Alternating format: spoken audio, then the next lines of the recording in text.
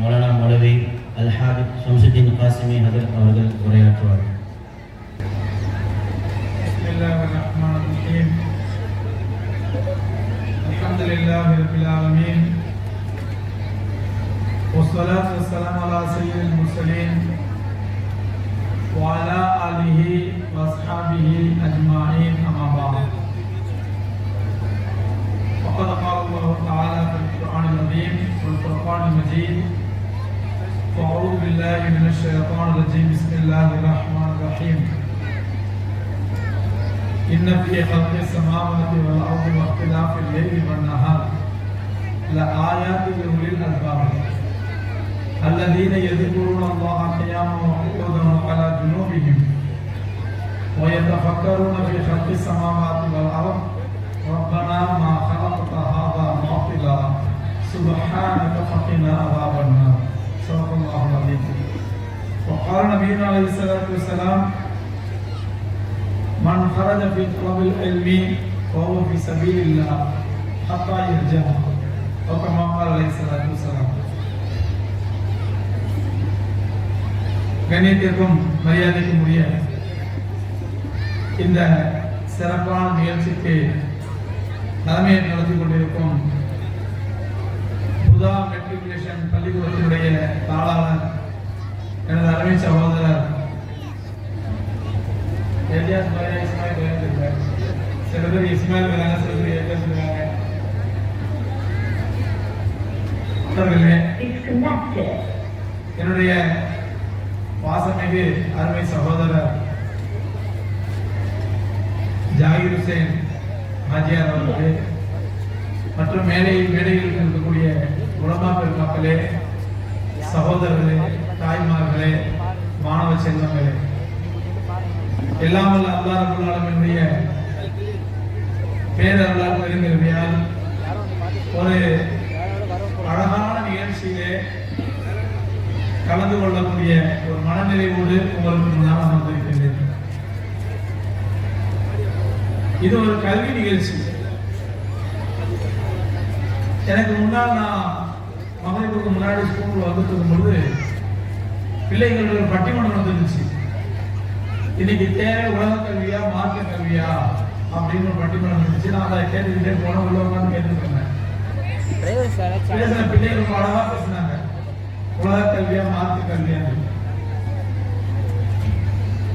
அருமை சகோதரர்களே, நம்ம எல்லாருமே தெரியும், எல்லாருக்கும் மத்தியில் குழப்பமான வார்த்தை உலக கல்வியா மார்க்க கல்வியா, உலக கல்வியா மார்க்க கல்வியா. இப்போ புது ட்ரெண்ட் என்ன, உலக கல்வியுடன் இணைந்த மார்க்க கல்வி, உலக கல்வியோட இந்த மார்க்க கல்வி. என்னைக்கே யாராவது நம்ம யோசிச்சுக்குமாறு கேட்டிருக்கோமா, உலக கல்வினா என்ன, மார்க்க கல்வினா என்ன? கல்வி என்ற ரெண்டு முறை பிரிச்சது யாரு? கல்வியே ரெண்டு முறை பிரிச்சது யாரு? உலக கல்வி தனி, மார்க்க கல்வி தனி அப்படின்னு பிரிச்சது யாரு? நிச்சயமாக சத்தியமாக அல்லாஹ் பிரிக்கல, அல்லாஹ் ரசூல் ஸல்லல்லாஹு அலைஹி வஸல்லம் பிரிக்கல. அல்லாஹ் குர்ஆன்ல எங்கேயுமே உலக கல்வி தனி, மார்க்க கல்வி தனி தான் சொல்லல. அல்லாஹ் ரசூல் ஸல்லல்லாஹு அலைஹி வஸல்லம் கல்வியோட சிறப்பு எல்லாம் உலக கல்வி வேற, மார்க்க கல்வி வேற சொல்லல. ஒரே ஹதீஸ் சொல்றேன், மன் ஹரஜ ஃபீ தலபில் இல்மி ஃபஹுவ ஃபீ ஸபீலில்லாஹ் ஹத்தா யர்ஜிஅ. யார் ஒரு கல்வி தேடி வீட்டை விட்டு புறப்படுகிறானோ அவன் திரும்பி வரும் வரை அல்லாஹ்வுடைய பாதையிலே இருக்கிறான். சொல்றாங்க. எந்த கல்வியை தேடி? எந்த கல்வியை தேடி? உலக கல்வி தேடி, மார்க்க கல்வி தேடியா? அல்லாஹ் இருக்கிற, அல்லாஹ் ரசூல் இருக்கிற உலக கல்வி, மார்க்க கல்வி. இன்னைக்கு நாம இந்த சிறு பிள்ளைகள் ஒட்டுமொத்த உம்மத்தின் மத்தியோட பெரிய கேள்விக்குறி, வாழ்க்கையில் தேவையானது உலக கல்வியா மார்க்க கல்வியா? முதல்ல கல்வியை பிரிச்சது யாரு, கூறுபடுறது யாரு? உலக கல்வி, மார்க்க கல்வி. இது ஒரு பெரிய வரலாற்று பின்னணி இருக்கு சொல்றேன்.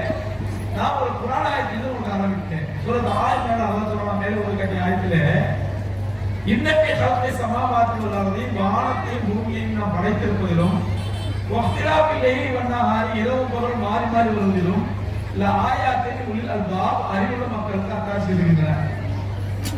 இந்த ஆயத்தை கவனிங்க. வானத்தையும் பூமியையும் நாம் படைத்திருப்பதிலும், வானத்தை பத்தி ஆராய்ச்சி பண்றோம், பூமி பத்தி ஆராய்ச்சி பண்றோம். வானத்தை பத்தி ஆராய்ச்சினா என்ன? சயின்ஸை பத்தி, அறிவியலை பத்தி, கோள்களை பத்தி, அல்லது சோலார் சிஸ்டத்தை பத்தி, அல்லது டெக்னாலஜி சிஸ்டத்தை பத்தி, பற்றி, இதெல்லாம் அறிவியலில் வரக்கூடிய விஷயங்கள். இந்த அறிவியலை பற்றி ஒரு ஆராய்ச்சி பண்றான். வானத்தினுடைய படைப்பு, பூமியினுடைய படைப்பு. பூமி சொன்னா ஜியாகிரபி, புவியியல். புவியியல் இருக்கிற மண்ணியல், நீரியல், நிலவியல், தாதுவியல், தாவரவியல், விலங்கியல். இந்த எல்லாமே பூமியில இருக்கக்கூடியது. இவைகளை பற்றி ஒரு ஆராய்ச்சி பண்றான். நல்லா கவனிங்க. ஆராய்ச்சி பண்றது விண்ணியலை பற்றி, வான சாஸ்திரத்தை பற்றி, அஸ்ட்ராலஜியை பற்றி, அஸ்ட்ரானமியை பற்றி, சோலார் சிஸ்டத்தை பற்றி ஆராய்ச்சி பண்றான். அல்லது புவியியலை பற்றி ஆராய்ச்சி பண்றான். இந்த ஆராய்ச்சி நாம் என்ன பேர் வச்சிருக்கோம்? குர்ஆனை பற்றி ஆராய்ச்சி அல்ல, ஹதீஸை பற்றி ஆராய்ச்சி அல்ல, ஃபிக்ஹை பற்றி ஆராய்ச்சி அல்ல, தாரீகை பற்றி ஆராய்ச்சி அல்ல, சீரத்தை பற்றி ஆராய்ச்சி அல்ல, மசாயிலை பற்றி ஆராய்ச்சி அல்ல. எதை பற்றி ஆராய்ச்சி? வானத்தை பற்றி ஆராய்ச்சி, வானவியலை பற்றி ஆராய்ச்சி, சோலார் சிஸ்டத்தை பற்றி ஆராய்ச்சி, சூரிய குடும்பத்தை பற்றி ஆராய்ச்சி, பிக் பேங் தியரி பற்றி ஆராய்ச்சி. இதுக்கான என்ன பேர் வச்சிருக்கிறோம்? உலக கல்வி. அதே மாதிரி எதை ஆராய்ச்சி பண்ணலாம்? ரசூலுல்லாஹி வாழ்க்கை பற்றி, சஹாபாக்கள் சரியை பற்றி ஆராய்ச்சி பண்ணல. புவியியலை பற்றி, பூமியியலை பற்றி, மண்ணியலை பற்றி, நீரியலை பற்றி, நிலவியலை பற்றி இதெல்லாம் ஆராய்ச்சி பண்ணலாம். இது ஆராய்ச்சி பேர் என்ன? உலக கல்வி. அல்லாஹ் சொல்றான், வானத்தை நாம் படைத்திருப்பதை பற்றி ஒருத்தர் ஆராய்ச்சி பண்றான், வானத்தில் ஒவ்வொரு அணுவாக ஆராய்ச்சி பண்றான், பூமியில் உள்ளவரை பற்றி ஆராய்ச்சி பண்றான். இப்படி ஆராய்ச்சி பண்ணும் பொழுது ஆயாத்தில் உளில் அல்பாப், அறிவுள்ள மக்களுக்கு அந்த அந்த அத்தாட்சியிலே, அந்த ஆராய்ச்சியிலே மிகச்சிறந்த அத்தாட்சிகள் கிடைக்கும். அறிவுள்ள மக்களுக்கு அந்த ஆராய்ச்சியிலே மிகச்சிறந்த அத்தாட்சிகள் கிடைக்கும். அந்த அத்தாட்சி, அந்த ஆராய்ச்சியின் பலன் அவனை எங்க கொண்டு போய் சேர்க்கும்? நாசா அனுமதி கொடுத்தலையா? நாசா விண்வெளி ஆராய்ச்சி மையத்திலையா? அது நம்முடைய சென்னையில தோற்றுப்படுத்துற பிர்லா கோளம் இருக்கிறையா? பிர்லா ஆராய்ச்சி பண்றதுலையா?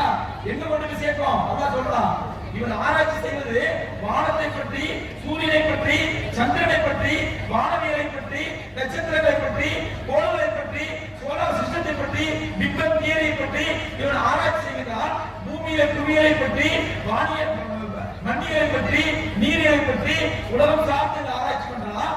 ஆனால் இந்த ஆராய்ச்சி அவனை எங்க கொண்டு போய் சேர்க்கிறோம்? நாசா விண்வெளி ஆராய்ச்சி மையத்தில் அல்ல, நாசா அனுமதிப்படுத்தி அல்ல, அது சென்னையோட பிர்லா கோளத்தில் அல்ல, அல்லது ஏதாவது சயின்டிபிக் காலேஜில் அல்ல, ஒரு மருத்துவ கல்லூரியில் அல்ல. அவனை எங்கே கொண்டு போய் சேர்த்து தெரியுமா? அல்லதீன. உலமாக்கள் தெரிந்த ஆயத்தை தர்ஜுமா, நான் பொதுமக்கள் தர்ஜுமா பண்றேன்.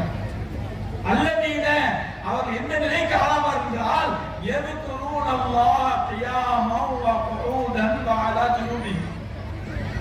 நின்ற நிலையில் அவன் செய்த ஆராய்ச்சியை பத்திங்க, வானவியலை பற்றி செய்த ஆராய்ச்சியை பற்றி, சூரியனை பற்றி செய்த ஆராய்ச்சியை பற்றி, சந்திரனை பற்றி, இப்படி எல்லாம் உலகவியல் ஆராய்ச்சி செய்யக்கூடியவர் எந்த நிலைக்கு தள்ளப்படுவார் என்றால், அவர் ஆராய்ச்சியின் முடிவில் எங்கோ நிற்பாரு. நின்ற நிலையிலும், உட்கார்ந்த நிலையிலும், படுத்த நிலையிலும் எதுக்கு அல்லாஹ்வை நேர் ஓடக்கூடியவனா அவனை மாற்றிடும். நல்லா கவனிங்க. செய்த ஆராய்ச்சி குர்ஆனை பற்றி என்று அல்லாஹ் சொல்லவில்லை, ஹதீஸை பற்றி என்று சொல்லவில்லை, தாரீகுல் இஸ்லாத்தை பற்றி சொல்லவில்லை, சஹாபாக்கள் சரியை பற்றி சொல்லவில்லை, மசாயிலை பற்றி சொல்லவில்லை, ஃபிக்ஹை சொல்லவில்லை. ஆராய்ச்சி செய்வது நாம் எதை உலக கல்வி என்று ஒதுக்கி வைத்திருக்கிறோமோ அந்த உலக கல்வி ஆராய்ச்சி செய்கின்றான். அந்த ஆராய்ச்சி சரியான ஆராய்ச்சியா இருக்கும் பட்சத்தில் அந்த ஆராய்ச்சி அவன் எங்க கொண்டிருக்கிறோம்? அல்லதீன யذكرون கியாமம் வகூதன் அலா ஜுனூபிஹிம். நின்ற நிலையிலும், உட்கார்ந்த நிலையிலும், படுத்த நிலையிலும் அல்லாஹ் பற்றி யோசிக்க ஆரம்பிச்சான். ஆராய்ச்சி விளைவு அவனை அல்லாஹ்விடத்தில் கொண்டு போய் தள்ளிவிடும்.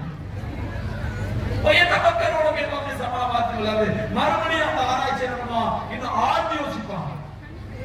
அல்லாஹ் சொல்றான் சூரத் ஆல்-இம்ரானுடைய ஆயத்து, மேலும் ஆழ்ந்து யோசிப்பான், தீவிரமா யோசிப்பான், ஆழமா யோசிப்பான், ஆழமா சிந்திப்பான். கடைசியில் சொல்லுவான், ரப்பனா ரப்பனா எங்கள் ரட்சகனே, மா ஹலக்த ஹாதா பாத்திலா, இவற்றையெல்லாம் நீ வீணா படைக்கிறாங்களா, வீணா படைக்கிறாங்களா? அன்பிற்குரியவர்களே, இதுல எதை மார்க்க கல்வி என்று பிரிக்க போகிறீர்கள், எதை உலக கல்வி என்று பிரிக்க போகிறீர்கள்? அல்லாஹ் பிரிக்கல. எதையெல்லாம் பிரிக்கலாம்? அஸ்ட்ரானமியா இருக்கட்டும், ஜுவாலஜியா இருக்கட்டும், உலகியலா இருக்கட்டும், அல்லது பிசிக்ஸா இருக்கட்டும், கெமிஸ்ட்ரியா இருக்கட்டும், பயாலஜியா இருக்கட்டும், அல்லது அஸ்ட்ரானமியா இருக்கட்டும், அஸ்ட்ராலஜியா இருக்கட்டும், இவைகளெல்லாம் எவைகளை நாம் உலக கல்வி என்று ஒதுக்கி வைத்திருக்கிறோமோ அல்லது உலக கல்வி என்று தலைவருக்கு கொண்டாடுகிறோமோ கல்வி அல்ல. அந்த கல்வி உண்மையான கல்வியா இருக்கும் பட்சத்தில் அந்த ஆராய்ச்சியாளனை அது அல்லாஹ்விடத்தில் கொண்டு சரத்தாக்கிறோம். அல்லாஹ்வுடைய காலத்தை கொடுத்துருவோம். புரியுதுங்களா? எல்லாமே அங்கேயுமே அல்லாஹ் ரப்பல் ஆலமீன் உலக கல்வி மார்க்க கல்வி பிரிக்கிறார். அல்லாஹ் ரசூல் பிரிக்கல. யார் பிரித்தது? சகோதரர், ஒரு காலம் இருந்தது, மதரசாவில் தான் எக்கனாமிக்ஸ் பயிற்றுவிக்கப்பட்டது, மதரசாவில் தான் பிசிக்ஸ் பயிற்றுவிக்கப்பட்டது, மதரசாவில் தான் பொருளாதாரம் பயிற்றுவிக்கப்பட்டது, மதரசாவில் தான் மாடல் சயின்ஸ் பயிற்றுவிக்கப்பட்டது, மதரசாவில் தான் மாடல் மெடிக்கல் படிக்க பயிற்றுவிக்கப்பட்டது. எல்லா கல்விகளும் மதரசாவில் தான் நடந்தன. எந்த அடிப்படையிலே?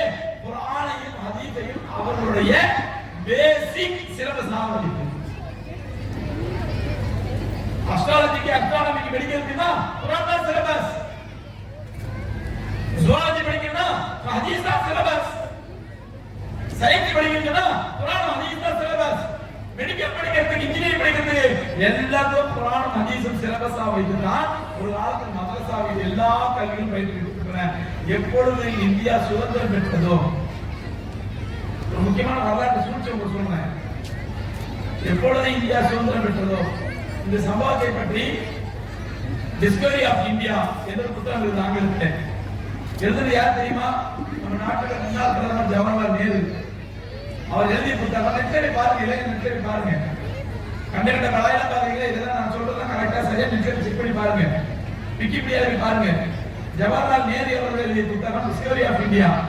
அந்த டிஸ்கவரி ஆஃப் இந்தியாங்கிற புத்தகத்தை வரலாறு சொன்னா, அவர் ஜெயில இருக்கும் பொழுது தன்னுடைய மகள் இந்திரா காந்திக்கு நிறைய கடிதம் எழுதுகிறார். அந்த கடிதத்தோட தொகுப்பு தான் டிஸ்கவரி ஆஃப் இந்தியா புத்தகமா ஆகப்படுச்சு. அதில் முக்கியமான விஷயங்கள் சொல்றாரு, அதுல இந்த விஷயத்தை குறிப்பிடுறாரு. தெரியுமா? இந்தியா சுதந்திரம் அடையும் பொழுது இந்தியாவுக்கு சுதந்திரம் கொடுக்கலாமா வேண்டாமான்னு சொல்லி பிரிட்டிஷ் பார்லிமெண்ட்ல ஒரு ஆர்குமெண்ட் நடக்குது. ஏனென்றால் ஒட்டுமொத்த உலகத்தையுமே ஆட்சி செய்த ஆங்கிலேயர்கள். ஆங்கிலத்தில் பலர் சொல்லுவாங்க, sun never set the British empire. ஆங்கிலேய சாம்ராஜ்யத்தில் சூரியன் மறைவதில்லை என்று சொல்வார்கள். ஆங்கிலேய சாம்ராஜ்யத்தில் சூரியன் மறைவதில்லை ஏனென்றால் சூரியன் மறையக்கூடிய அமெரிக்காவும் ஆங்கிலேய சாம்ராஜ்யத்தில் இருந்தது, சூரியன் உதயமாகக்கூடிய இந்தியாவும் ஆங்கிலேய சாம்ராஜ்யத்தில் இருந்தது. இங்க மறைஞ்ச அங்க உதயம் வேணும், அங்க மறைஞ்ச அங்க உதயம் வேணும். So sun never sets in British empire. ஆங்கிலேய சாம்ராஜ்யத்தில் சூரியன் மறைவதே இல்லை. அந்த அளவுக்கு ஒட்டுமொத்த உலகத்தையுமே பிரிட்டிஷ் ஆதிக்கத்தில் வைத்திருக்கப்பட்டிருந்தது. ஆனால் எந்த பகுதிக்கும் ஆங்கிலேய ஆட்சியாளர்களுக்கு அந்த தலைவலி அமையல. இந்தியாவில் தான் முதல்ல தலைவலி ஆரம்பிக்குது. எங்களுக்கு சுதந்திரம் வேண்டும், we want freedom, Azadi சாயே, Azadi Azadi என்று சுமார் 75 ஆண்டுகளுக்கு முன்பாக 100 ஆண்டுகளுக்கு முன்பாக உலமாக்களால் ஒழிக்கப்பட்ட அந்த முழக்கம், ஆசாதி என்ற முழக்கம் இன்னைக்கு சிஏ என்ஆர்சி வரைக்கும் அதே ஆசாதி முழக்கத்தை முஸ்லிம்கள் முழங்கிக் கொண்டிருக்கிறோம் என்றால் முஸ்லிம்களுடைய வளர்ச்சியை பார்த்துக் கொள்ளுங்கள். 100 வருஷத்துக்கு முன்னாடி உலமாக்கள் முழங்கினாங்க ஆசாதி ஆசாதி என்று, அதே ஆசாதி முழக்கத்தை இன்று நாம் முழங்கிக் கொண்டிருக்கிறோம் சிஏ என்ஆர்சி வைத்து. அப்படி என்றால் முஸ்லிம்கள் இந்த நாட்டிலே எப்படி கருவறுக்கப்பட்டிருக்கிறார்கள் என்று நாம் பார்த்துக் கொள்ளலாம். அது தனி சாப்டர். அந்த ஆசாதி முழக்கம் முதலில் உருவானது இந்தியாவிலே. அது எங்கே உருவானது? உலமாக்கத்தில் உருவானது. அந்த டிஸ்கவரி ஆஃப் இந்தியாவிலே ஜவஹர்லால் நேரு குறிப்பிடுகிறார், தன்னுடைய மகள் இந்திரா காந்தி எழுதிய கடிதத்திலே டெல்லியிலிருந்து லக்னோ வரை. தாய்மார்கள் கொஞ்சம் அமைதியா இருந்தீங்கன்னா சில விஷயங்கள் சொல்றேன், இல்ல நீங்க தயார் பண்ணுங்க, நாங்களாம் வந்து கேட்கணும். கொஞ்சம் அமைதியா இருக்கு. ஒரு அம்மா பிள்ளை கணக்கு சொல்லி கொடுத்தாங்க. பிள்ளை ஸ்கூல்ல உதா ஸ்கூல்ல படிச்சு வீட்டுக்கு பேருந்து கொடுத்தது. அம்மா என்ன கொடுத்தா பிள்ளை கணக்கு சொல்லி கொடுத்துருக்கா. 4 பேர் சேர்ந்து ஒரு வேலையை 2 மணி நேரத்துல முடிக்கிறாங்கன்னா அதே வேலையை 8 பேர் சேர்ந்து 8 நேரத்துல முடிப்பாங்க அப்படின்னு அம்மா நம்ம குழந்தை கேட்டிருக்கா. கணக்கு டைம் கொடுக்குறாங்க. அப்ப அந்த குழந்தை சொல்லிச்சா, 4 பேர் சேர்ந்து ஒரு வேலையை 2 மணி நேரத்துலன்னா 8 பேர் சேர்ந்து 4 மணி நேரத்தை செய்யணும். அம்மா நறுக்கு தலை கொடுத்தாங்க. கணக்கே வரமாட்டது மக்கள். 4 பேர் சேர்ந்து ஒரு வேலையை 2 மணி நேரத்துலக்கா 8 பேர் சேர்ந்து வேலையை 1 மணி நேரத்துல முடிப்பாங்க. நீ 4 மணி நேரம் மல்டிபிள் பண்ற அப்படின்னு கொடுத்தான். அந்த பிள்ளை அம்மாவோட உஷாரான பிள்ளை, அறிவாளி பிள்ளை. அந்த பிள்ளை சொல்லிச்சா, நீ சொன்னா கரெக்ட், நம்ம கணக்குக்கு ஆனா பிராக்டிகலா ஒத்து வராது. என்ன சொல்றேன், 4 பேர் சேர்ந்தா ஒழுங்கா வேலை செய்வாங்க, 2 நிமிஷத்துல முடிச்சிருவாங்க. 8 பேர் சேர்ந்தா வளவளன்னு பேச ஆரம்பிச்சிருவாங்க, 4 மணி நேரம் ஆயிடும். தாய்மாருக்கு புரியும்னு நினைக்கிறேன். இங்க பாய்மாரெல்லாம் பாருங்க அமைதியா உட்கார்ந்துருக்காங்க. கொஞ்சம் அமைதியா கேளுங்க, சில விஷயங்களை சொல்லி முடிச்ச விஷயம். அதே டிஸ்கவரி ஆஃப் இந்தியாவிலே ஜவஹர்லால் நேரு அவர்கள் இந்த மகன் இந்திரா காந்தி கையில் கடிதத்தில் குறிப்பிடுகிறார், லக்னோ டெல்லியிலிருந்து லக்னோ வரை 600 கிலோமீட்டர், டெல்லியிலிருந்து லக்னோ 600 கிலோமீட்டர், 600 கிலோமீட்டர் தேசிய நெடுஞ்சாலையிலே 2 பக்கம் இருக்கக்கூடிய அனைத்து மரங்களும், தேசிய நெடுஞ்சாலையில் இருக்கக்கூடிய அனைத்து மரங்களும் பிரிட்டிஷ் ஆட்சியாளர் காலத்திலே உலமாக்களை தூக்கி எறியப்படும் கழுவர்களாக பயன்படுத்தப்பட்டன. 600 கிலோமீட்டருக்கு நாம் வரலாறு தெரிஞ்சுக்கிறோம். இது சமஸ்கிருத ஆசிரியர் புத்தகத்திலேயோ அல்லது ஜாகிர் என்ற கிதாபிலேயோ அல்லது அசத் என்ற கிதாபிலே சொல்லப்படல. ஜவஹர்லால் நேரு எழுதிய கிதாபில் சொல்கின்றார், டிஸ்கவரி ஆஃப் இந்தியாவிலே டெல்லியிலிருந்து லக்னோ வரை 600 கிலோமீட்டருக்கு தேசிய நெடுஞ்சாலையின் 2 பக்கங்களில் இருந்த அனைத்து மரங்களும் உலமாக்களை தூக்கி ஏற்றப்படும் கழுவர்களாக பயன்படுத்தப்பட்டன. ஏன் அந்த காலத்திலே ஆசாதி கோஷத்தை முன்வைத்து சுதந்திரத்திற்காக முதல்வராக குரல் கொடுத்தவர்கள் உலமாக்கள். ஏன் அவர்களை வழிநடத்தியது அல்லாஹ் சொல்றான், உமானக்கும் லா துகாத்திலுன ஃபீ சபீலில்லாஹ். அல்லாஹ் கேக்குறான், ரோஷத்தோட கேக்குறான், உமானக்கும் என்ன கேடு இருந்துச்சு உங்களுக்கு, என்ன கேடு இருந்துச்சு, உமானக்கும் லா துகாத்திலுன ஃபீ சபீலில்லாஹ் வல் முஸ்தஅதபீன மினல் ரிஜால் வன் நிஸா வல் வில்தான் அல்லதீன யகூலுன ரப்பனா அக்ரிஜ்னா மின் ஹாதிஹில் கரியத்தி லா யஹுலுஹா. பாதிக்கப்பட்ட பெண்கள், பலவீனமான ஆண்கள், பச்சிள குழந்தைகள், இவர்களெல்லாம் அல்லாஹ்விடத்தில் கதறுகிறார்கள், யா அல்லாஹ் இந்த அநியாயக்கார ஆட்சியாளரை விட்டு எங்களை காப்பாற்றுவாயா, அக்ரிஜ்னா மின் ஹாதிஹில் கரியத்தி லா யஹுலுஹா, அநியாயம் செய்யக்கூடிய இந்த பாவிகளை ஊரை விட்டு எங்களை வெளியேற்ற மாட்டாயா என்று பாதிக்கப்பட்ட ஆண்களும் பரிதவிக்கும் பெண்களும் பச்சிள குழந்தைகளும் கையேந்தி கதறுகிறே, கேடு கேட்ட ஆண்களே, அல்லாஹ்வுடைய பாதையில் போரிடாமல் இருப்பதற்கு உங்களுக்கு என்ன கேடு வந்தது என்று அல்லாஹ்வுடைய இந்த வசனம் தான் ஆங்கிலேயரை எதிர்த்து போராடுவதற்கு உலமாக்கள் உந்தி தள்ளியது. உலமாக்களுக்கு அன்னையிலிருந்து வருகிறது. அண்ணன் தாயிரம் பேச சொன்னாங்க, அவங்க இமாமுடைய குடும்பத்துக்கு சென்றனால இமாமுடைய குடும்பத்தை நிறைவேற்ற சொன்னாங்க. அன்றிலிருந்து இன்று வரை உலமாக்கள் மண்ணுக்காக ஆசைப்பட்டவர்கள் அல்ல, மண்ணுக்காக பாடுபடுவர்கள் அல்ல. உலமாக்கள் பாடுபடுவது மறுமைக்காக. அல்லாஹ் உசைன் மதனி ரஹ்மத்துல்லாஹி தாருல் தேவபந்தின் முக்கியமான ஒரு ஆளு, முக்கியமான உஸ்தாத். அவங்க சுதந்திர போராட்டப்பட்ட பாட்டுக்கு ஜவஹர்லால் நேரு அவர்களுக்கு கல்வி அமைச்சர் பதவி கொடுத்தாரு, வேணாண்டாங்க. மத்திய அமைச்சர் பதவி கொடுத்தாங்க, வேணாண்டாங்க. வற்புறுத்தி வலியுறுத்தி நீ குறைஞ்சபட்சம் எம்பியாவது இருந்தாகணும் அப்படி கொடுத்தாங்க, அதையும் வேணாண்டாங்க.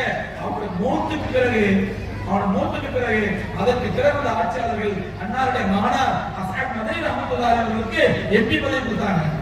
நியமன எம்பி, கண்ணியமான எம்பி. நீங்க ஒரு எம்பிசி வேலை தெரியுமா, 200 கோடி 300 கோடி ஒரு எம்பிசி வேலை. அந்த எம்பிசியை உம்மத்தை கண்ணியப்படுத்துவதற்காக கொடுத்தாங்க. அப்படி சுதந்திர பாடுபட்ட உலமாக்கள், அப்படி உலமாக்கள் எழுப்பிய கோஷம், உலமாக்கள் பட்ட வைத்த சுதந்திர தீ உலகம் முழுவதும் பட்ட ஆரம்பிச்சு. இது வரலாற்று நிறைய பேசுறாங்க. மகாத்மா காந்தியோட ஒரிஜினல் பேர் மோகன்தாஸ் கரம்சந்த் காந்தி. குஜராத்திலே போர்பந்தரில் பிறந்தவர். சவுத் ஆப்பிரிக்காவில் படிக்க போறாரு, பாரிஸ்டர் பட்டம் பெற போறாரு. அவர் சவுத் ஆப்பிரிக்காவை ஸ்பான்சர் பண்ணியது சௌத்ரி சகோதரர்கள் 2 முஸ்லிம்கள், முஸ்லிம் தொழிலதிபர்கள். அவங்க தான் மோகன்தாஸ் கரம்சந்த் காந்திக்கு அவர் ஸ்பான்சர் பண்ணி சவுத் ஆப்பிரிக்காவில் படிக்க வச்சாங்க. படிச்சுட்டு வர்றாரு. வந்த பிறகு அதுவரை சுதந்திர போராட்டம் என்பது பிரிட்டிஷ்காரர்கள் உலமாக்கள் நடந்துருது. அப்பதான் முகமது ஹசன் ரஹ்மத்துல்லாஹி தாருல் தேவபந்த் மதரசாவோட ஃபவுண்டர் மானி நிறுவனர் அவங்க யோசிக்கிறாங்க, இது முஸ்லிம்களுக்கு ஆங்கிலம் போட்டியான போரா இருந்தா இது ஜெயிக்க முடியாது, இந்த போரை சுதந்திர போரை வெடிஜர போரா மாற்றணும் சொல்லி மோகன்தாஸ் கரம்சந்த் காந்தியை கூட்டு வந்து அவருக்கு மகாத்மா என்ற அடைமொழி கொடுத்தது முகமது ஹசன் ரஹ்மத்துல்லாஹி. வரலாறு பாருங்க. பெரிய வேதனை என்னன்னா, நமக்கு வரலாற்று மார்க்கம் ரஹ்மத்துல்லாஹி சொன்னாரு, எந்த சமுதாயம் தந்த வரலாற்றை பற்றி அறிந்து கொள்ளவில்லையோ அந்த சமுதாயத்தை அழிக்கிறது லேசுன்றாரு. இன்னைக்கு நம்ம சமுதாயத்தை அழிச்சிட்டு இருக்காங்க. இந்தியாவில் சமுதாயம் அழிக்கப்பட்டு கொண்டிருக்கிறது. காரணம் நமக்கு வரலாறு பத்தி கவலை இல்ல, புவியியலை பத்தி கவலை இல்ல, அறிவியலை பத்தி கவலை இல்ல, மார்க்கத்தை பத்தி கவலை இல்ல, குர்ஆனை பத்தி கவலை இல்ல, ஹதீஸை பத்தி கவலை இல்ல. நமக்கு ஒரே நோக்கம், காலையில குளிச்சோமா, கடைக்கு போனோமா, சம்பாதிச்சோமா, பாக்கெட்ல வைக்கணுமா, இதான் நோக்கம். அல்லாஹ் நம்ம எல்லாரும் நினைப்பானா? அப்படி சுதந்திர கிளர்ச்சி உருவான நேரத்தில் தான் பிரிட்டிஷ் பார்லிமெண்ட்ல ஒரு விவாதம் நடக்குது. அப்ப வின்ஸ்டன் சர்ச்சில் என்று சொல்லக்கூடிய இங்கிலாந்து பிரதமர், அவர் பேசுற பேச்சு இன்னும் நெட்ல இருந்து பாருங்க, வரலாற்றுக்கு ஆதாரப்பூர்வமான பேச்சு. அவர் கேட்கிறாரு, சில பார்லிமெண்ட் மெம்பர்லாம் சுதந்திரம் கொடுத்துடலாங்கிறாங்க, சுதந்திரம் தாங்க முடியல, இந்த உலமாக்கள் உள்ளாக்கள் ஒரே போராட்டம் பண்ணிட்டு இருக்காங்க, அடிக்கிறாங்க, கலடா பண்றாங்க, எவ்வளவு தூக்கப்பட்டாலும் புதுசு புதுசா பழச்சிருக்காங்க, கண்ட்ரோல் பண்ண முடியல, சுதந்திரம் கொடுத்து தொலைச்சிடலாம் அப்படிங்கிற பொழுது வின்ஸ்டன் சர்ச்சில் கேட்கிறாரு, சுதந்திரத்தை யாருக்கு கொடுக்க இந்திய மக்களுடைய ஆட்சியை யாருக்கு கொடுக்கிறீர்கள்? ரவுடிகளிடத்திலும் ராஸ்கல்களிடத்திலும் கொடுக்க போகிறீர்களா? ஏன் வார்த்தை பயன்படுத்துறாங்க வின்ஸ்டன் சர்ச்சில்? நெட்டை பாருங்க, what about talking Winston Churchill about India, freedom of India அடிச்சு பாருங்க, அது வரும். வின்ஸ்டன் சர்ச்சில் பேசுறாரு, இந்திய மக்களை யாரிடத்தில் ஒப்படைக்க போகிறீர்கள்? ரவுடிகளிடத்தில் ராஸ்கல்களிடத்தில் ஒப்படைக்க போகிறீர்கள். நீங்கள் இவர்கள் ஒப்படைத்தால் இவர் ஒரு காலத்தில் குடிக்கும் தண்ணீருக்கும் சுவாசிக்கும் காற்றுக்கும் கூட வழிபட்டிருப்பார்கள். மோடி சொன்ன மாதிரியே இருக்குது. யாரும் சொல்லுங்க, மோடியை பற்றி சொன்ன மாதிரியே இருக்குது. ரவுடிகளிடத்திலும் ராஸ்கல்களிடத்திலும் ஆட்சி ஒப்படைக்க போகிறீர்களா? இவர் குடிக்கும் நீருக்கும் சுவாசிக்கும் காற்றுக்கும் வழிபட்டிருப்பார்கள், அப்படிப்பட்ட ஒப்படைக்க போறீங்களா அப்படின்னு வின்ஸ்டன் சர்ச்சில் கேட்டார் 25 வருஷம் முன்னாடி. அதை முன்னேற்றி அன்பைக்குரியவர்களே, அந்த நேரத்தில் தான் கிளாஸ்டோன் என்று சொல்லக்கூடிய ஒரு பார்லிமெண்ட் மெம்பர், செனட் மெம்பர், அவன் எழுந்திருக்கிறான், எழுச்சி சொல்றான், நம்ம சுதந்திரத்தை குழப்ப வேண்டாம், இந்தியாவுக்கு மட்டுமல்ல எங்கெல்லாம் ஆட்சி இருக்கோ எல்லாருக்கும் சுதந்திரம் கொடுக்கலாம், ஆனால் ஒரு கண்டிஷனோட சுதந்திரம். என்ன சொல்லணுமா? என்ன கண்டிஷன் தெரியுமா? நாம் அவர்கள் கொடுப்பது ஜியோகிராபிக்கல் ஃப்ரீடம் மட்டும்தான், புவியியல் சார்ந்த சுதந்திரம் மட்டும்தான் கொடுக்கின்றோம். மற்றபடி அவர்களை கல்ச்சரல் ஸ்லேவ்ஸ்களாக, கலாச்சார அடிமைகளாக நாம் அவர்கள் வைத்துக் கொண்டு நம்முடைய எல்லா கலாச்சாரத்தையும் அவர்களை பின்பற்றக்கூடியவர்களாக ஆக்கிவிட்டு அதற்கு தாராள சுதந்திரம் கொடுத்தோம். அப்படி நம்முடைய கலாச்சாரத்தை அவர்கள் பின்பற்ற வேண்டும் என்றால், யூத நஸ்ரானிய கலாச்சாரத்தை முஸ்லிம்கள் பின்பற்ற வேண்டும் என்றால், இப்பொழுது கல்வி என்றாலே குர்ஆனையும் ஹதீஸையும் சார்ந்திருக்கிறதா, அந்த கல்வியை பிரிக்க வேண்டும். குர்ஆன் கல்வி என்றும் மார்க்க கல்வி பிரிக்க வேண்டும். மார்க்க கல்வி தெரியுமா? குர்ஆனுடைய கல்வி, குர்ஆனிய கல்வி, ஹதீஸுடைய கல்வி. அந்த கல்வியை பற்றி முஸ்லிம்களுக்கு மட்டுமல்ல முஸ்லிம் அல்லாதவர்களுக்கும் எத்தகைய எண்ணத்தை ஏற்படுத்த வேண்டும் என்றால், இந்த குர்ஆனிய கல்வி என்பது நல்ல இபாதத் செய்வதற்கு கல்வியான கல்வி. நல்ல இபாதத் செய்யலாம், நல்ல ஒழுக்கமா இருக்கலாம், நல்ல அமல் செய்யலாம், நல்லவனா இருக்கலாம், ஒழுக்கமா இருக்கலாம், குர்ஆன் ஓதலாம், ஹதீஸ் பண்ணலாம், தர்மம் பண்ணலாம், நோன்பு வைக்கலாம், ஆகிரத்துல வெற்றி பெறலாம், இதெல்லாம் ஓகே. ஆனால் இந்த கல்வி உலக வாழ்க்கைக்கு ஒத்து வராது என்ற மனநிலை ஏற்படுத்த வேண்டும். சகோதரர்களே, சுமார் 100 ஆண்டுகளுக்கு முன்பாக தீட்டப்பட்ட சூழ்ச்சியிலே இன்று அவர்கள் வெற்றி பெற்றுக் கொண்டிருக்கிறார்கள். நீ நமக்கு என்ன மனநிலை இருக்குதா இல்லையா? நமக்கு எது மனநிலை இருக்குதா இல்லையா? என்ன மனநிலை? குர்ஆன் ஹதீஸ் எல்லாம் தேவைதான். குர்ஆன் ஓதணும், ஹதீஸ் படிக்கணும், எல்லாம் 5 வேளை சொல்லணும், நோன்பு வைக்கணும், துஆ செய்யணும், இதெல்லாம் இருக்கு. ஆகிரத்துக்கு துனியாவுக்கு குர்ஆன் நினைக்காது. நீ குர்ஆனிய கல்வி படித்தால் துனியாவில் வெற்றி பெற மாட்டாய், நீ பிச்சைக்காரனா தான் தெரிவ. ஹதீஸை கல்வி படித்தால் நீ மிஸ்கீனாக தான் தெரிவ. குர்ஆனை சேர்த்து படித்தால் நீ பரதேசியாக சுத்துவ என்ற மனநிலை இன்னும் நம்முடைய புத்திக்குள் ஊத்தப்பட்டு விட்டதா இல்லையா? அது சொல்லுங்க. சமீபத்தில் எனக்கு ஒரு வேதனையான சம்பவம் சொல்றேன். எனக்கு வேதனை, நீங்களும் சிரிச்சீங்க அதை கேட்டா. ஒரு நண்பர்கள் அடிக்கடி அதுல ஒரு நாள் வீட்டுக்கு வாங்க கூப்பிட்டே இருப்பேன். ஒரு நாள் அந்த பக்கமா போறேன், சரி அடிக்கடி கூப்பிடுறேன், வீட்டுக்கு போறேன். ரொம்ப வரவேற்றாரு, அம்மா உட்கார வச்சாரு, டீ பிஸ்கெட் எல்லாம் வச்சாரு. நான் வச்சு மசாலா ஆளுங்க வீட்டில் மட்டும் பெரிய பாக்கியம், பெரிய பாக்கியம், அது ஒன்றும் இல்லை. ரொம்ப வரவேற்று சந்தோஷம். டீ குடிச்சு முடிக்கிறேன். அவரோட பசங்க 2 பசங்க சின்ன பசங்க வராங்க. ஒருத்தன் 10 வயசு இருக்கும், ஒரு 6-7 வயசு இருக்கும். அந்த பசங்களை இந்த அறிமுகப்படுத்துறாரு. அந்த பசங்க இந்த அறிமுகப்படுத்துறாரு. பெரிய பையன் 10 வயசு ஆயிடுச்சு, 5வது படிக்கிறான், நல்லா திறமையா படிக்கிறான், பாஸ் ஆகணும், இன்ஷால்லா டாக்டர் ஆகலாம்னு இருக்கிறேன். சின்ன பிள்ளை படிப்பே ஏற மாட்டேங்குது, கொஞ்சம் ஓதி ஊத்துனா இந்த படிப்பே ஏற மாட்டேங்குது, ஓதி ஊத்துனா சார் அப்படின்னு. அப்ப அவரும் நான் பதில் சொல்றேன், இந்த பாருங்க பிள்ளைகளை படிப்பை வச்சு தீர்மானிக்கணும். படிப்புங்கிறது ஒரு சாதாரண ஒரு கருவி. அவன் படிப்பு ஏறலையா, அவன் நமக்கு மண்டு படிக்காதவன் முட்டாமைய எருமாட்டான் நினைக்க அப்படிலாம் சொல்லாதீங்க. அவனுக்கு அல்லாஹ் ரப்பல் ஆலமீன் வேறு தான் திறமை வச்சிருப்பான். ஏன்னா இது நான் ஏதோ பெரிய ஆராய்ச்சி இல்ல. கண்ணுல சிலருக்கு சொன்னாங்க அன்னாசு மாதிரி தகவல் சொல்லா. ஒவ்வொரு மனிதனும் தங்கம் வெள்ளி சுரங்கத்தை கொண்டு ஒவ்வொரு மனிதனுக்கும் அல்லாஹ் சுரங்கத்தை வச்சிருப்பான். நீ இதை படிப்புங்கிறது இது போன அளவோட வச்சு படிச்சா பெரிய தப்பு சொல்லி படிக்கிற புட்ட பையன் நினைக்கிறீங்க. அவன் படிப்பு இல்லையா, அவன் வேற என்ன தப்பு பாருங்க. இதான் பெற்றோர் அழகு. படி படி படி இப்படி கான்செப்ட் பண்ணாதீங்க அப்படின்னு அவன் சொல்லிட்டு இருக்கிறேன். அவர் எதையுமே காதல் வைக்கல, எதுவுமே காதல் வைக்கல. அடுத்த வார்த்தை என்ன சொல்றாரு, நான் சொல்லிட்டே இருக்கிறேன். அவருக்கு அப்படின்னு சொல்ற சின்ன பேர் சொல்றாரு, டேய் கேட்டுக்க அண்ணனமா நல்லா படிச்ச சொல்றாரு, அண்ணனமா நல்லா படிச்ச அண்ணனமா உடனே டாக்டர் ஆக்குறேன். டாக்டர் ஆக்குறேன் அந்த 7 வயசுல பேர் சொல்றாரு, நீ நல்லா படிச்சனா அண்ணனமா உடனே டாக்டர் ஆக்குறேன். நீ படிக்கல அஜித் மாதிரி உடனே அஜித் ஆக்குறேன். இந்த பையன் பூஜாரி பாருங்க, சந்தாவுக்கு இதுதான் வீட்டுவாங்க விட்டியாங்க. நீ உங்களுக்கு சிரிப்பு வருது. இன்னைக்கு ஒவ்வொருத்தரும் மனதில் தான் நல்லா படிக்கிற பையன் தான் அவன் டாக்டர் ஆகணும், இன்ஜினியர் ஆகணும், மருத்துவர் ஆகணும், அதாகணும் இதாகணும். மக்கி பயிலாகலாம், பாடம் ஏறியா, வீட்டு கட்டலையா, ஊர் கட்டலையா, மதரசா கட்டி விடுது. வெக்கமே நாம சொல்றோம், இன்னைக்கு வெக்கமே சொல்றோம்.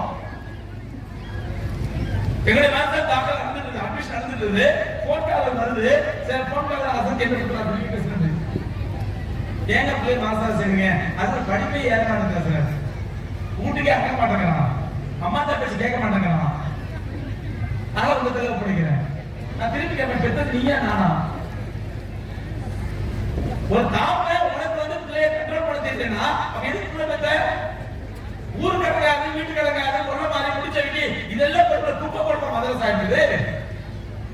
இன்னைக்கு குப்பத்துடைய மனதை தானுங்க. நீங்க நினைக்கலாம் கண்டுபிடி மக்கள் இல்ல, அது அப்படியே ஆகலாம். நீங்க கல்வியை மதிக்கிறவங்க, இல்ம மதிக்கிறவங்க. ஆனா என்ன தெரியுமா நிலைமை, ஒரு தாப்பாடு 2 பிள்ளைங்க, ஒரு தாப்பாடு 2 பிள்ளை, 2 பிள்ளை, 2 பிள்ளை மாசம் அபிபுரமான பிள்ளைங்க, சாமர்த்தியமான பிள்ளைங்க, நல்லா படிக்கிறாங்க, டாப்பா வரலாம். 2 பேரும் ஸ்கூல்ல போட்டி போட்டு படிக்கிறாங்க. பல நேரங்களில் ஒரு கிளாஸ்ல வந்து செகண்ட் ரேங்க்லே கிடையாது, ஃபர்ஸ்ட் ரேங்க் அப்புறம் தேர்ட் ரேங்க் தான். ஏன்னா 2 கொஸ்டின் ஏத்துறோம், 2 கொஸ்டின் ஏத்துறோம், அதுக்கப்புறம் செகண்ட் ரேங்க் தேர்ட் ரேங்க் தான். அந்த மாதிரி தேவையா படிக்கிற பசங்க +2 படிக்கிறாங்க, +2 டாப்பா வராங்க. ஆனா அந்த அத்தாக்கு என்ன ஆசைனா 2 பேர்ல ஒருத்தர் டாக்டர் ஆகணும், ஒருத்தர் ஆலிம்ஸா வரணும். அந்த பையனை நீட் எழுதி வைக்கிறாரு, மெடிக்கல் அனுப்புறாரு. இந்த பையனை மதரசா டாக்டர் ஆகணும், மதரசா பண்றாரு. அவனு 7 வருஷம், இவனு 7 வருஷம் முடிச்சு 2 பேரும் முடிச்சுட்டு வர்றாங்க. இவனு 7 வருஷம் முடிச்சு தேவபந்தெல்லாம் ஓதி பெரிய முக்தி படத்தோட இந்த பையன் வெளியே வராரு. அவரு டாக்டர் எம்பிபிஎஸ் நீட் முடிச்சுட்டு, எம்பிபிஎஸ் முடிச்சுட்டு, பிராக்டிஸ் முடிச்சுட்டு இவரு 7 வருஷத்துக்கு வெளியே வராரு. நயம் செய்து பெற்றோர்களே, ஆண்களே, பெண்களே, தாய்மார்களே, தந்தைமார்களே, உங்களுடைய மனசாட்சியை தொட்டு செல்லுங்கள். அந்த 2 மாணவர்களையும் இந்த மேடையை நிறுத்தி உங்களுடைய பெண்ணை யாருக்கு கொடுப்பீர்கள் என்று கேட்டால் உங்கள் மனசாட்சி தொட்டு சொல்லுங்கள். யாருக்கு தேர்ந்தெடுப்பீர்கள் சொல்லுங்க. ஒருத்தர் எம்பிபிஎஸ் டாக்டர் எம்பி முடிச்சிருக்காரு, இன்னொரு முக்தி வந்து இருக்கிறாரு. 2 பேரும் திறமையான பிள்ளைங்க, 2 பிள்ளைங்க 2 படிச்சாங்க. அந்த ஆப்பனாரு ஆசை ஒரு பிள்ளை டாக்டர் ஆகணும், ஒரு பிள்ளை ஆலிம் ஆகணும். மேடம் நிறுத்துறாங்க. இவங்க நல்ல மனப்பெண் தேவை. யார் மனப்பெண் புரியுதா அதே பிள்ளை எந்த பாப்பை தேர்ந்தெடுப்பீங்க? இதுதான் இந்த உம்மத்துடைய மனநிலை, இதுதான் உம்மத்துடைய மனநிலை. உண்மைக்குரியவர்களே, அந்த மனநிலையெல்லாம் மாற்றி, இப்படிப்பட்ட மனநிலையை மாற்றி நுபுவத்துடைய இல்மை கேவலப்படுத்துகின்றோமே, நுபுவத்துடைய இல்மை அசிங்கப்படுத்துகின்றோமே. எந்த யூத நஸ்ரானி அன்னைக்கு உட்கார்ந்து ராஷ்டிரத்துவன் பிரிட்டிஷ் பார்லிமெண்ட் சொன்னா மார்க்க கல்வி என்றால், குர்ஆனிய கல்வி என்றால், ஹதீஸிய கல்வி என்றால் இது உலகம் படிப்பதற்கு ஒத்துவராது, உலகம் சம்பாதிப்பதற்கு ஒத்துவராது என்ற மனநிலையை ஏற்படுத்த வேண்டும். அதன் மூலமாக இந்த சமுதாயம் குர்ஆனிய கல்வியை விட்டு தூரமாக வேண்டும் என்ற ஒரு சூழ்ச்சிக்கு நாமெல்லாம் நீங்க பலியாகிறோமா இல்லையா? இல்லன்னு சொன்னா 2 எக்ஸாம்பிள் சொல்றோம் உங்களுக்கு. நடைமுறை சாத்தியத்துல மன்மோகன் சிங் சொல்லி நம்ம இந்தியாவில் பிரதமர் இருந்தாரு, ஞாபகம் இருக்குங்களா? ஒரு நல்ல பிரதமர், ஒரு கண்ணியமான பிரதமர். குறிப்பா போய் சொல்ல மாட்டாரு. நான் வேற யாரையும் சொல்லுங்க, ஒரு போய் சொல்ல மாட்டாருங்க. அதுக்கு தப்பா சொல்றாரு. அவர் பேர் வந்து மோடி உச்சிலே இந்த காலத்துல போய் சொல்றாரு அப்படி நான் சொன்னதை யார்கிட்ட இருந்து போறாரு அவர் போய் சொல்ல மாட்டார். நல்ல மனுஷன், கண்ணியமான பிரதமர், உலக அரங்கிலே இந்தியா தலைமைகளை செய்தவர், பொருளாதார மேதை, பொருளாதார மேதை. அவருடைய வாக்கிய வரலாறு லைஃப் ஹிஸ்டரி எழுதுறாரு, நான் பொருளாதாரத்தை கற்றுக்கொண்டது, பொருளாதாரத்தின் அடிப்படையை கற்றுக்கொண்டது மதரசா கல்வியிலே. நான் மதரசா கல்வியில் தான் என்னுடைய பொருளாதாரத்தை அடிப்படையை கற்றுக்கொண்டேன். அப்ப பொருளாதாரத்திலே பேசிக்கை கற்றுக்கொண்டு உலகத்திலே மிகப்பெரிய ஒரு பொருளாதார மேதையாக இருந்து இந்தியாவில் ரிசர்வ் பேங்க் கவர்னராக இருந்து இந்தியாவிலே பிரதமர் அளவுக்கு தலை சிறந்து விளங்கினார் என்றால் அவருக்கு மதரசா கல்விக்கு அவர் ஒப்புக்கொள்கிறார். ஏன்னா அந்த காலத்துல சுதந்திரத்துக்கு முன்னாடி வரைக்கும் மதரசாக்கள்ல முஸ்லீம்களும் படிப்பாங்க, முஸ்லீம் அல்லாதவர்களும் படிப்பாங்க. இன்னைக்கு உலக கல்வி மார்க்க கல்வி மிச்சமோ, நீங்க மார்க்க கல்வி மதரசால ஒரு முஸ்லீம் அல்லாத பையன் பை பை என் பிள்ளை சேர்க்க வேண்டாம், சீச்சி உனக்கு போ இது எங்க பிள்ளை. ஏங்க மதரசா கல்வில என்ன ஆகினா அலிபே போடணும், குர்ஆன் போடணும், அவ்வளவுதான் மதரசா கல்வி. 5 வருஷம் போகும் மதரசால, 5 வருஷம் அஜத்து உட்கார்ந்து இறுதி பேச்சு உட்கார்ந்து ஓது ஓது அழுத்தி சவர் அண்ணு பேத்தி சவர் பண்ணு தேத்தி சவர் தின்னு இதையே சொல்லி கொடுத்துருக்காரு 6 வருஷமா. இதான் மதரசா பிரமணிக்கு மண்ணோட்டி சொல்கிறார். என்னுடைய பொருளாதார ஞானத்திற்கு முத்திரையிட்டது, விதைத்தது, அஸ்திவாரப்பட்டது மதரசா கல்வி. அதோட ஆச்சரியமா சொல்றாங்க. 2 வருஷத்துக்கு முன்னாடி கல்கத்தாவிலே தாலியத்தி தாக்கத் என்ற பெயரில் ஒரு பெரிய மாநாடு, கல்வியின் வலிமை அப்படிங்கிறது தாலியத்தி தாக்கத் கல்கத்தாவிலே சயின்ஸ் ஆடிட்டோரியத்தில் ஒரு 10,000 பேர் பெரிய ஆடிட்டோரியம். அந்த ஆடிட்டோரியத்தில் ஒரு பெரிய மாநாடு. அதுல வந்து என்ன ஸ்பெஷல் கெஸ்டா கொடுத்திருந்தாங்க. கல்கத்தால நான் போயிருந்தேன். அது சீஃப் கெஸ்டா வந்து யாருன்னா இப்ப இருக்கிற மத்திய மந்திரிசபையில இருக்கிற மினிஸ்டர் யார் சொல்றாங்க, மத்திய மந்திரி இப்ப இருக்கிற மந்திரிசபையில இருக்காரு, அப்போ இருந்தாரு. இன்னைக்குள்ள மத்திய மந்திரிசபையில மோடிக்கு இயங்குகிற மத்திய மந்திரிசபையில கொஞ்சம் ஒரு அறிவுள்ள அமைச்சர் அவர் தான் சொல்லுவாங்க. எல்லாரும் சொல்றாங்க, எல்லா பத்திரிகை போட்டாங்கன்னா அவர் எந்த தொகையை கொடுத்தாலும் அழகா நிர்வகிக்கிறார். இன்றைய மோடி மந்திரிசபையில கொஞ்சம் அறிவுள்ள அமைச்சர் அவர் தான். அந்த அமைச்சர் அவரும் கல்கத்தாவை பின்னாடி சார்ந்தவர். அவர் அன்னைக்கு சீஃப் கெஸ்டா வந்திருக்கிறார். நான் பேசி உட்கார்ந்துட்டேன். எனக்கு அப்புறம் அவர் பேசுறாரு. பேசும்போது அப்படியே ஆரம்பிச்சாரு, பிஸ்மில்லாஹிர் ரஹ்மானிர் ரஹீம், அல்ஹம்துலில்லாஹி ரப்பில் ஆலமீன், வஸ்ஸலாத்து வஸ்ஸலாமு அலா சய்யிதில் முர்ஸலீன், நஹ்மதுஹு வ நுஸல்லி அலா ரசூலிஹில் கரீம். அப்படின்னு ஆரம்பிச்ச பெரும்பாலும் முஸ்லீம்கள் மாநாடு தாலீம் கிதாப் நெட்ல வெப்சைட்ல இருக்கு, யூடியூப்ல பாருங்க. நான் பேசுறது அவர் பேசுறது எல்லாமே இந்த யூடியூப்ல இருக்குது. அதுல அவர் பேசிட்டே வரணும் சொல்றாரு. इकरा सुनाना आरंभ इकरा कुरान की सबसे पहली आयत जो है पढ़ो, पढ़ने के हुक्म है। इससे आप समझ सकते हैं पढ़ने के लिखने की इस्लाम में कितना अहमियत है। குர்ஆன் முதல் வசனமே இக்கரான ஆரம்பிக்குது. இதுல இருந்து நம்ம புரிஞ்சுக்கலாம் குர்ஆன்ல இஸ்லாத்துல படிக்கிறது எவ்வளவு முக்கியம் சொல்லிட்டு அடுத்த வசனம் पहली आयत इकरा है, दूसरी आयत कुल खल्क वला यस्तुम है। சொல்றேன் இது நம்ம எத்தனை பேர் தெரியுது? இக்ரா தெரியும், ஒழுங்குல தெரியாது. पहली आयत इकरा है, पहली रसूल ये आयत है, पहली आयत इकरा है पढ़ने का हुक्म है, दूसरी आयत कलम के बारे में लिखने के बारे में। पढ़ना लिखना कितना अहमियत है इससे समझ में आता है।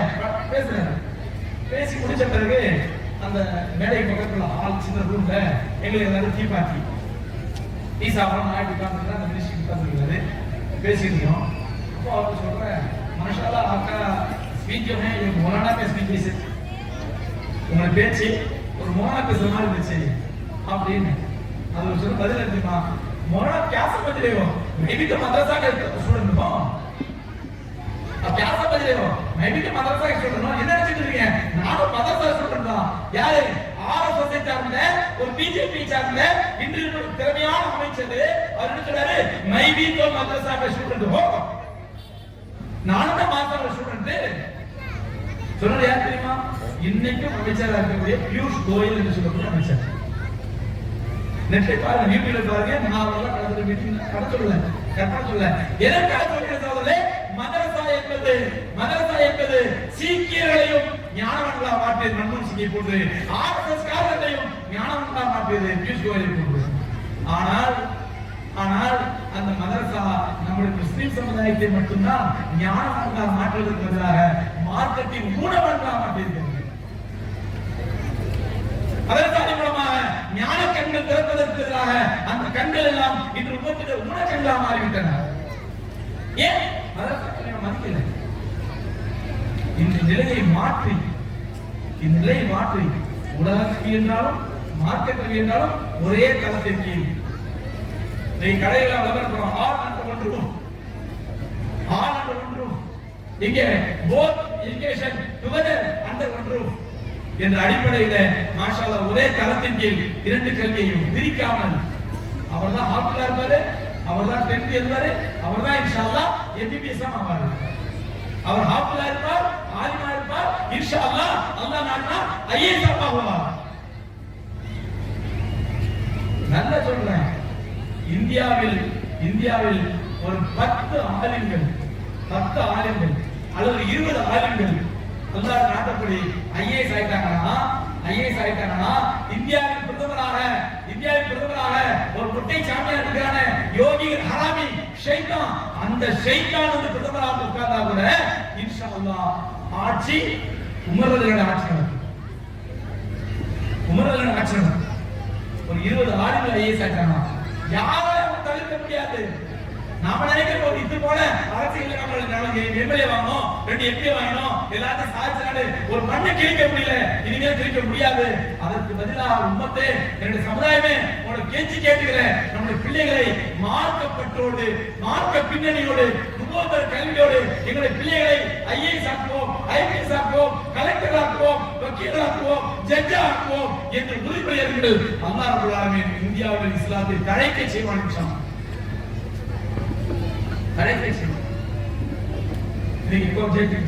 ஜட்ஜி ஒரு ஹைகோர்ட் ஜட்ஜி, சுப்ரீம் கோர்ட் ஜட்ஜி சீட்ல உட்கார்ந்துகிட்டு நியாயமான தீர்ப்பு வழங்க வேண்டியவர் ஆதாரங்களை பார்த்து வாதங்களை கேட்டு மனசாட்சிப்படி நியாயமான தீர்ப்பு வழங்க ஜட்ஜி ஒரு தீர்ப்பை கொடுத்து சொல்றாரு, இப்படித்தான் பகவத்கீதை இருக்கிறது,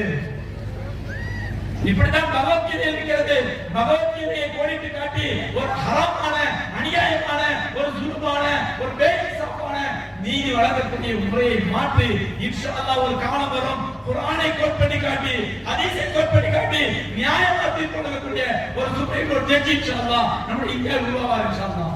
அதே நம்ம பிள்ளைகளா இருக்கக்கூடாது, அதற்கு அஸ்திவாரம் தான் இந்த ஸ்கூல். அது அஸ்திவாரம் ஹுதா பள்ளிமா கல்வி. இவன் கஷ்டப்பட்டு சிரமப்பட்டு பேச்சவர் அழுகுறாரு. அவ்வளவு கஷ்டப்பட்டு பள்ளியாசல் உருவாக்கணும், பள்ளிக்கூடம் உருவாக்கணும். நம்ம ஈஸியா கேட்கலாம், நீங்க எல்லாம் பார்த்தா ஒரு தாடி வச்சுட்டு தொப்பி வச்சுட்டு ஜிப்பா போட்டு மலிசா இருக்கீங்க, உங்களுக்கு எல்லாம் எங்க ஐஏஎஸ் நடத்த முடியும், உங்களால எங்க நீட் எழுத வைக்க முடியும், உங்களால எப்படி எம்பிபிஎஸ் ஆக்க முடியும்? அதுக்கெல்லாம் வந்து ஏதாவது ஒரு கேந்திர வித்யாலயாவோ, ஒரு டான் பாஸ்கோவோ, ஒரு போன் பாஸ்கோவோ, ஒரு மண்ணாங்கட்டி பாஸ்கோவோ, ஒரு கேந்திர வித்யாலயாவோ அல்லது ரகாலத்த ஸ்கூல்ல இருந்தா அவங்களால முடியும், உங்களால முடியுமா என்று எள்ளி நகையாடக்கூடிய உம்மத்தே கேட்டுக்கொள்ளுங்கள். சாதாரண மதரசாவை ஓதி மதரசா கல்வி பயின்றான் அல்லாஹ் ரப்பல் ஆலமீன் எனக்கெல்லாம் புகழ், எனக்கெல்லாம் சிறப்பு, பெருமை அனைத்தும் ரப்பல் ஆலமீனுக்குரியது. என்னை போன்ற சாதாரண மதரசா கல்வி பயின்ற ஒருத்தரை வைத்து அல்லாஹ் ரப்பல் ஆலமீன் தமிழகத்திலே ஒரு ஐஏஎஸ் அகாடமியை நிறுவி அல்ஹம்துலில்லாஹ் 3 ஐஏஎஸ்களையும் 100க்கு மேற்பட்ட உயர் பதவியை சார்ந்த இளைஞர்களையும் உருவாக்க நசீப் அல்லாஹ் கொடுத்தாண்டா. என்ன மாதிரி சாதாரண அவசரம் படிச்சோம்னா நான் எந்த யூனிவர்சிட்டியில படிக்கிறேன், எங்க டிகிரி வாங்கல. அந்த உம்மத்து ஆலிமா தான் மதிக்காது, டிகிரியா இருந்தாலும் மதிக்கிறதுக்காக என்ன பண்ண, ஓதி முடிச்சு கல்யாணம் முடிச்ச பிறகு மதுரை காமராஜ் யூனிவர்சிட்டியில எம்ஏ டிகிரி போட்டு இதுல வந்து என்ன பண்ண, இதை படிச்சு கரஸ்பாண்டன்ஸ்ல படிச்சு ஹிஸ்டரியில எம்ஏ ஹிஸ்டரி படிச்சேன். ஒரு டிகிரி வேணுங்கிறதுக்காண்டி இல்ல நான் எதை படிப்பா பெருசா படிக்கிறேன். ஆனா ரப்பல் ஆலமீன் எனக்கு நசீபை கொடுத்தான். ஒரு ஐஏஎஸ் அகாடமி நடத்தி 3 ஐஏஎஸ் உருவாக்குவதற்கும் 100கணக்கான அரசாங்கம் உருவாக்குறதுக்கும் இன்னைக்கு மாஷா அல்லாஹ் அல்ஹம்துலில்லாஹ் தமிழகத்துல பல பதவிகள்ல எந்த படிச்ச மாணவர்கள் அலங்கரிச்சிட்டு இருக்காங்க. அந்த மாதிரி கிழமை என் உதாரணத்துக்கு வர முடியாதா? நமக்கு என்ன ஒரு கூட நம்பிக்கை, ஒரு அவநம்பிக்கை, இவங்களாம் முடியுமா? தயவு செய்து வாழ்த்தாட்டாலும் பரவாயில்லை, கூற்றாமல் இருக்கும். ஒரு மூமின் வாழ்த்த வேண்டும், துஆ செய்ய வேண்டும், சந்தோஷப்படணும். இந்த மாதிரி மார்க்கெட்டில் உலகத்தில் இன்னொரு இடத்துல என் பிள்ளை இங்கதான் படிக்கணும், எனக்கு உலகத்தில் கொண்டு பரவாயில்ல மார்க்க கல்வி கிடைக்குது அப்படின்னு முக்கியத்துவம் கொடுத்தா சகோதரர்களே, நம்முடைய பிள்ளைகளை அல்லாஹ் ரப்பல் ஆலமீன் சொர்க்கத்தின் சூழலாக அல்லாஹ் மாற்றுவோம். இல்லைன்னா பெற்றோர்களுக்கு சொல்லித் தர வேண்டிய அவசியம் இல்லை. நீங்க ஆம்பளை பிள்ளையா இருக்கணும், பொம்பளை பிள்ளையா இருக்கணும், ஸ்கூலோட நிலைமை என்ன, ஸ்கூலோட நிலைமை என்ன? இவங்க எங்க மதத்தால ஒரு 9ஆம் கிளாஸ் ஃபெயிலான பையன் மாசாக வந்தான். மாசாக வந்தவன் நாங்க வந்து சென்னையில ஆலிம்ல சப்ஜெக்ட் கோர்ஸ் நடத்திட்டு இருக்கோம். ஆலிம்ல அவங்களே வக்கீலா ஆகணும், ஜட்ஜ் ஆகணும், மேஜிஸ்ட்ரேட் ஆகணும் அப்படின்னு உயர்ந்த எண்ணத்தோட துவா செய்யுங்க. அல்லாஹ் கபூல் செய்யறதுக்கு கிளாஸா இருக்கு துவா செய்யுங்க. இந்த வருஷத்துல ஒருத்தரா பிஎட் கோர்ஸ் கொடுக்குறோம். ஆலிம்களுக்கு பிஎட் கோர்ஸ், ஆலிம்களுக்கு டிஃபார்ம், ஆலிம்களுக்கு தொழிலுக்குலாம் வரணும், நல்ல ஒரு ஃபார்மசி வைக்கிறோம், ஃபார்மசி டாக்டர் சம்பாதிக்கணும் அப்படிங்கிற டிஃபார்ம் கோர்ஸ் வச்சிருக்கோம். சிறப்பா அது எதுக்கு சொன்னதுன்னா, மதரசாக்களில் தரம் இருந்தால், மதரசாக்களில் தரம் என்ன சொல்றோம், மாசாலா கூட்டிட்டு வராங்க, மாசாலா கூட்டிட்டு வராங்க, மாசாலா பிள்ளைகள் வரல. காரணம் வேதனையான உண்மை, மதரசாக்களில் கல்வி தரம் குறைஞ்சு போச்சு, கல்வி தரம் குறைஞ்சு போச்சு. எந்த மதரசாவில் கல்வி தரம் சரியா இருக்கிறதோ அந்த மதரசாக்களில் போட்டி போட்டு நிற்கிறாங்க சீட்டுக்கு. ஒரே சீட்டு அவங்க செஞ்சுறாங்க. உலமாக்கள் அன்பா கேட்கிறேன், ஒவ்வொரு ஆளும் ஒரு மதரசா உருவாக்கணும், தரமான மதரசாக்களை உருவாக்கணும். அதற்கு புதாஸ்கர் மாதிரி ஸ்கூல்ல பயன்படுத்திக்கலாம அமைப்புகள்ல இந்த அந்த சொல்ல வந்தேன்.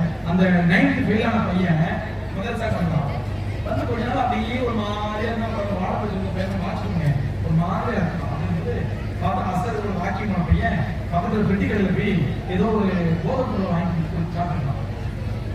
அது கம்ப்ளைண்ட் வந்துருச்சு. அப்போ அவனை கூப்பிட்டு மெசேஜ் பண்றோம், அட்வைஸ் பண்றோம். ஏன்னா இந்த மாசம் பாலிசி என்னக்கா, பசங்களை எவ்வளவு பேர் தப்பிச்சுட்டாரு மாசம் நிற்க மாட்டான். மதரசாவோட வெளியே போயிட்டா எங்க போய் திருத்துவான்? மதரசாலே திருத்தாட்டா மாசம் வெளியே போய் திருத்துவான். உலகம் முழுவதும் இன்னைக்கு அநியாயமும் ஹராமும் மேய்ச்சி இருக்கிற காலம். பெற்றோர் சேர்த்துக்கிறாங்க. உடனே எல்லாம் மாசம் நடந்துக்கணும், அவன் தர்பியத் கொடுப்போம், கவுன்சிலிங் கொடுப்போம், தண்டனை கொடுப்போம், புரிய வைப்போம். அதெல்லாம் கடைசி கட்ட ஒன்றுமே முடிவு படிச்சதுதான் பேரண்ட்ஸ் வந்து கம்ப்ளைண்ட் பண்ணுவோம். அந்த மாதிரி ஒரு பையன் கம்ப்ளைண்ட் பண்றேன், அழுகுறான். நான் பேச அழுகுறான். ஒரு 9ஆம் கிளாஸ் பையன் எத்தனை வயசு? 9ஆம் கிளாஸ் 13-14 வயசு. 9ஆம் கிளாஸ்ல 13-14 வயசு. அழுகுறான். ஏன் அழுகுறேன்? நான் நினைச்சுக்கிட்டேன் வசதி தெரிஞ்சிச்சே நம்ம தப்பு, நம்ம திட்டாங்க ஒருக்காண்டி அழுகுறோம் கொடுக்குறது ஒன்றும் பிரச்சனை இல்லை. அதை நான் சொல்றேன். சில பேர் பாவம் செஞ்சுக்கிட்டே இருப்பான். அவன் அந்த பாவத்தை வெளிப்படுத்த மாட்டான். அவன் நல்லா அழிக்கணும்னு ஆடிட்டான். சில பேர் செஞ்ச பாவத்தை நல்லா வெளிப்படுத்துவான். ஏன் தெரியுமா? அவன் திருத்தணும்னு ஆடிட்டான். நீ செஞ்ச தப்பு வெளியே தெரிஞ்சுச்சுன்னா அல்லாஹ் உங்களை இறக்கப்படுத்தான், அவனை திருத்தணும்னு ஆடிட்டான். அதான் தப்பு வெளியே இருந்துச்சு. அவன் உலகத்துல எவனுமே சுத்தம் கிடையாது. நம்ம ஒருத்தர் மதிக்கிறோம்னா அல்லாஹ் நம்ம பாவத்தை மறைச்சு வச்சிருக்கான். நம்ம பாவம் வெளியே தெரிஞ்சா எவனையும் மதிக்க மாட்டான். ரப்பல் ஆலமீனுடைய அஸ்மாஉல் ஹுஸ்னா உண்டு, சத்தார் உயூப், குற்றங்களை எல்லாம் மறைக்கக்கூடிய ரப்பல் ஆலமீன். அதான் சொல்லி, அதனால தம்பி உன் தப்பு வெளியாடிச்சு சொல்லப்படாத, அல்லாஹ் மன்னிக்க நாடிட்டான், உன் சீர்திருத்தம் நாடிட்டான். இப்படி சொல்லி அட்வைஸ் பண்ண நேர்மையா அழுகுறான். ஒரு கட்டத்துல அவனை பேசும்போது எரிச்சு போடான் அப்படின்னு எதுக்கு அழுதுட்டே இருக்கான். தேடி அழுகுறான். சரி போறான், எழுதி போ, ஒரு சின்ன 2 கட்டா சொல்லு, நீங்க எனக்கு முன்னாடி அழுவாது, அல்லாஹ்க்கு அழுவோம், கடைசி ரத்தம் அழுவோம். அப்புறம் வா ஃப்ரீயா இருக்குமா, சாயந்தரம் என்னப்பா என்ன விஷயம்? அது நான் ஒரு விஷயம் சொல்லி நினைக்கிறேன், நான் வார்த்தை வரமாட்டா தான் வருது. பரவாயில்ல, எப்போ வார்த்தை வந்து அப்போ வா. நான் சொல்றான், அதில் எனக்கு போதைப்படாத மட்டும் இல்லை, ஒரு வேதனை சொல்றேன். ஒரு 14 வயசு பையன், எனக்கு போதைப்பொருள் மட்டும் இல்லை, நான் மதுவும் வச்சிருக்கிறேன், விபச்சாரமும் பண்ணிருக்கேன். விபச்சாரம் பண்ணிருக்கேன். மன்னிப்பானா மன்னிப்பானா கட்டி பிடிச்சிட்டு ராஜா எப்போ நிலை வந்துச்சோ அந்த உயர்ந்த இடத்துக்கு இருக்கேன். உனக்கு கண்ணோதிக்க வளர்ந்துருக்கா, அந்த பையன் நோதிட்டு இருக்கான். உனக்கு உயர்ந்த இடத்துல தான் வைப்பான். நீ கவலைப்படாத, சொல்லுவாங்க. எப்போ மனசுல தப்பு வந்துருச்சோ சைத்தான் தப்பு செய்ய வச்சுட்டான். இல்ல அது சைத்தான் செய்ய வேண்டிய தப்பு, எனக்கு படிச்சு கொடுத்த டீச்சரே செய்ய வச்சு தப்பு. மேத்ஸ் டீச்சர் டியூஷன் கொடுத்துச்சு. வீட்டுல டியூஷன் படிச்சு ஒரு பாப்பா கத்துக்க போன 9 வயசு பையன் கதறான். 9th ஸ்டாண்டர்ட்ல டியூஷன் படிக்க போன அங்கே தப்பான செயல் செய்ய வச்சு விபச்சாரம் செய்ய வச்சு டீச்சர். பேரண்ட்ஸ்க்கு அசல் கொடுக்க தெரிஞ்சுதான் மாசம் சேர்த்தாங்க. இதை மன்னிப்பான ஆசிரியர் பேரண்ட்ஸ் வர வச்சு நல்ல வேலை செஞ்சீங்க, உங்க பிள்ளைங்க ஆரம்ப சொல்லுங்க, அல்லாஹ் உயர்ந்த அந்த சொல்லுவாங்க அப்படின்னு சொல்லி அவருக்கு இன்னைக்கு அவருக்கு இல்ல அல்லாஹ் பாடத்தை காப்பாற்ற பையன் எது சொன்னாங்களே நான் நம்ம பிள்ளைகளுக்கு கொடுத்துறல உலகத்தின் மாணவர்கள் சீரட்டு பேர் உலகத்தின் மாணவர் 10 வயசுலயே கெஞ்ச அடிக்க ஆரம்பிச்சிடலாம், 15 வயசுல தண்ணி அடிக்க ஆரம்பிச்சிடலாம், 16 வயசுலயே விபச்சாரம் பண்ண ஆரம்பிச்சிடலாம். அல்லாஹ் இந்த உலகத்தை பாதுகாப்பானாக, எல்லா மக்களையும் பாதுகாப்பானாக, நம்முடைய இஸ்லாமிய சமுதாயத்தை பாதுகாப்பானாக. இப்படிப்பட்ட காலகட்டத்திலே நம்முடைய பிள்ளைகளை ஈமானுக்கும் இஸ்லாத்துக்கும் தக்வாவுக்கும் ஒரே பாதுகாப்பு இது போன்ற பள்ளிக்கூடங்கள் தான் பிறந்தார்கள். இவங்க ஐஏஎஸ் படிக்க வைக்கலாம், இவங்க ஐஏஎஸ் படிக்க வைக்காம போலாம், ஐபிஎஸ் படிக்க வைக்காம போலாம், உங்க அவநம்பிக்கைப்படியே எம்பிபிஎஸ் படிக்க வைக்காம போயிடலாம், உங்க அவநம்பிக்கைப்படியே இன்ஜினியரிங் படிக்க வைக்காம போயிடலாம், உங்க அவநம்பிக்கைப்படியே ஏதாவது டிகிரி வாங்க போயிடலாம். ஆனால் நிச்சயமா சத்தியமாக இன்ஷா அல்லாஹ் உங்களுடைய பிள்ளைகளை ஒரு மனிதனாக உருவாக்கி தருவார்கள். இன்ஷா அல்லாஹ் நல்ல மனிதனாக உருவாக்கி தருவார்கள். ஆகவே உங்களுடைய பிள்ளைகள் அதிகமா கொண்டு சேருங்க. இது போன்ற பள்ளிக்கூடங்கள் இன்னும் பெருசா வளரணும். இந்த பண்ருட்டிக்கு அல்ஹம்துலில்லாஹ் பொதுவாகவே நம்ம சொல்லுவோம், என்ன பேசணும் சொன்னாங்க, கிறிஸ்தவ மிஷினரிகள் என்ன பண்றாங்க, இந்த கிறிஸ்தவ மிஷினரிகள் அவன் கையில இருக்கிறது 2 சர்வீஸ் தான், ஒன்று மருத்துவம், இன்னொன்று எஜுகேஷன். அந்த 2ஐயும் அல்ஹம்துலில்லாஹ் பண்ருட்டில 2 பேர் சிங்கங்கள், ஒன்று ஜாகிர் அண்ணன் மருத்துவத்தை கையில் எடுத்துக்கிறாரு, இன்னொன்று மாஷா அல்லாஹ் இஸ்மாயில் அஜியார் கல்வியை கையில் எடுத்துக்கிறாரு. இந்த 2 சிங்கங்களையும் அல்லாஹ் கபூல் செய்து பண்ருட்டியை வருங்கால சமுதாயத்திற்கு ஒரு முன்மாதிரியான பண்ருட்டியை அல்லாஹ் ஆக்கிடுவாங்க என்று துவா செய்து வாய்ப்பளித்து முடிக்கின்றேன். வாஹிதுல்லாஹ் அல்ஹம்துலில்லாஹி ரப்பில் ஆலமீன். அஸ்ஸலாமு அலைக்கும் வரஹ்மத்துல்லாஹி வபரகாத்துஹு. அல்ஹம்துலில்லாஹ். ஜஸாக்குமுல்லாஹ் ஹைரன்.